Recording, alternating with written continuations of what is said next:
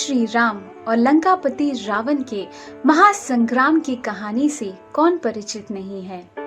इस युद्ध में मानवों से अधिक पशु, पक्षी और वानरों ने अपना योगदान दिया था। आज की कहानी एक ऐसे रामायण के पात्र पर समर्पित है जिनका त्याग, बलिदान और समर्पण सचमुच अविश्वसनीय है। और ये पात्र है परम भक्त महावीर कितराज जटायु। ये उस समय की बात है जो भगवान श्री राम, सीता मैया और लक्ष्मण वनवास में रह रहे थे। लंकापति रावण को अपनी बहन शूर्पणखा से सीता के बारे में पता चलता है। वो तुरंत ही राक्षस मारीच को अपनी मायावी शक्ति से एक सोने के हिरण के रूप में सीता मैया की कुटिया के सामने जाने का आदेश देता है। इस सोने के हिरण से आकर्षित होकर सीता मैया भगवान श्री राम को उसे पकड़ने का निवेदन करती है। इस हिरण का पीछा करते करते जब भगवान श्री राम का बाण इस हिरण रूपी राक्षस को लगता है तो ये मायावी भगवान श्री राम के आवाज में हे सीते, हे लक्ष्मण का पुकार लगाता है। इस पुकार को सुनकर मैया सीता व्याकुल होकर लक्ष्मण जी को भगवान श्री राम की सहायता के लिए भेजती है। इसी अवसर का लाभ उठाते हुए दुष्ट रावण सीता मैया का अपहरण कर ले जाने का कोशिश करता है।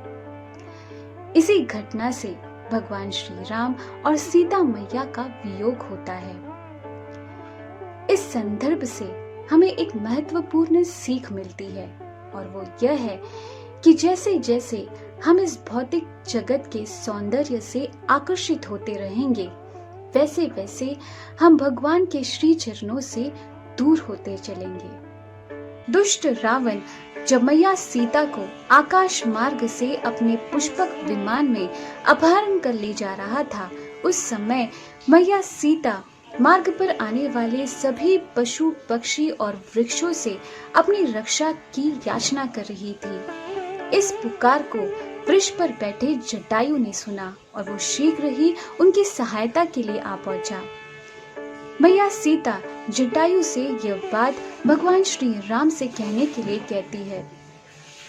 भगवान श्री राम की तरफ अपने कर्तव्य और निष्ठा का पालन करते हुए जटायु ने रावण को ललकारा और कहा कि हे दुष्ट रावण, मैं तो वृद्ध हूँ, मेरे पास कोई अस्त्र या शस्त्र भी नहीं है, परंतु तुम युवा अवस्था में हो, तुम्हारे पास तो हथियार भी है।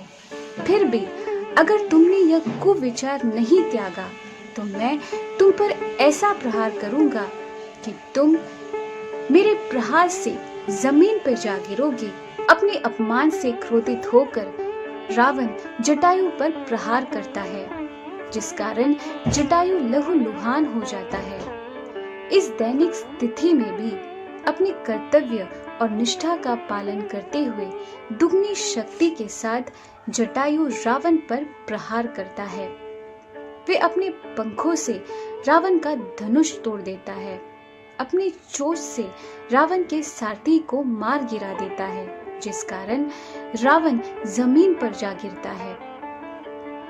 वे अपने पंजों से रावण का बाल पकड़ता है और उसकी 10 भुजाओं को काट देता है। पर मायावी रावण के 10 भुजाएं फिर से आ जाते हैं। दुष्ट रावण जटायु का पंख काट देता है, जिस कारण जटायु पूरी तरह से घायल होकर जमीन पर गिर जाता है। उसकी स्थिति देखकर सीता मैया रोते हुए उसे आलिंगन करती है, परंतु दुष्ट रावण बलपूर्वक सीता मैया को ले जाता है। केवल सीता मैया के संदेश को भगवान श्री राम तक पहुंचाने के उत्तरदायित्व के कारण जटायु अपने प्राणों को रोके रखता है और निरंतर भगवान श्री राम का स्मरण करते हुए उनका जप करने लगता है। सीता मैया को खोजते हुए भगवान श्री राम और लक्ष्मण वहां आ पहुंचते हैं। तब जटायु ये पूरे प्रसंग को भगवान श्री राम और लक्ष्मण को बताते हुए भगवान श्री राम के गोद में भगवान श्री राम को देखते हुए उनके प्राण त्याग देता है। इस प्रसंग पर भगवान श्री राम लक्ष्मण से कहते हैं कि हे लक्ष्मण, मुझे सीता के अपहरण से इतना दुख नहीं हो रहा जितना कि जटायु के मृत्यु पर हो रहा है। अत्यंत वेदना के साथ भगवान श्री राम ने जटायु का अंतिम संस्कार किया। यह एक ऐसा सौभाग्य था जो स्वयं दशरथ महाराज को भी नहीं मिला था। आज की इस कहानी से हमें यह सीख मिलती है कि भगवान हमारे जतन के परिणाम से प्रभावित नहीं होते, बल्कि वे हमारे जतन से प्रभावित होते हैं। हमें ये नहीं देखना चाहिए कि हमारी क्षमता कितनी है, हमारी स्थिति क्या है, बल्कि हमें अपना सर्वस्व भगवान के चरणों पर त्याग कर उनकी शरणागति ले लेनी चाहिए। आज की कहानी आप सभी को पसंद आई होगी, इसी आशा के साथ विदा लेती हूँ। नमस्कार।